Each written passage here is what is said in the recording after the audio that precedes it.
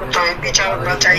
আর আমি আবার বললাম যে আমাদের আইন রক্ষাকারী সংস্থাকে সব রকম সহযোগিতা করবেন। আবার এই নাম্বারটা আমার আপনি সেভ করে রাখেন, এই নাম্বারটা আমার জাহাঙ্গীর। আচ্ছা ঠিক আছে, ঠিক আছে, আপনি ঘাবড়াইয়েন না, আমরা আছি শক্ত, আমরা শক্ত আছি না, আপনি ঘাবড়াইলে আমরা নরমই করি। জয় বাংলা, জয় বাংলা।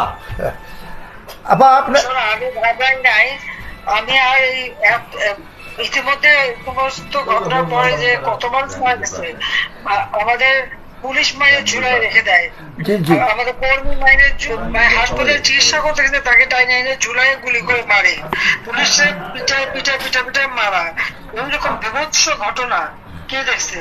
আর যতগুলি আমি দেখলাম মনে হলো পুলিশ গুলি করলে তো ঠান্ডা গুলি হতো, সেটা তো দেখা যাচ্ছে সব বুলেট এবং খুব কাছে থেকে পাওয়া।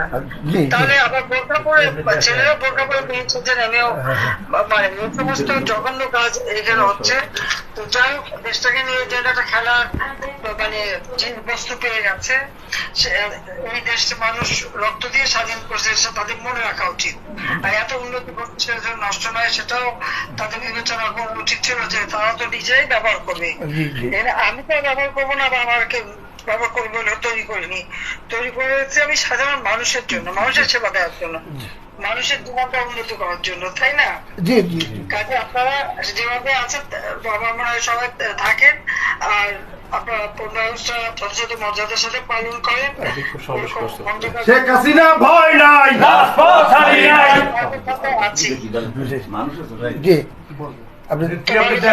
ঠিক আছে, দোয়া করে নেবো সবাইকে সামনে দেখেন, এখন আর আগে বছর না। জি জি জি জি আপা, ঠিক আছে, ঠিক আছে, ঠিক আছে।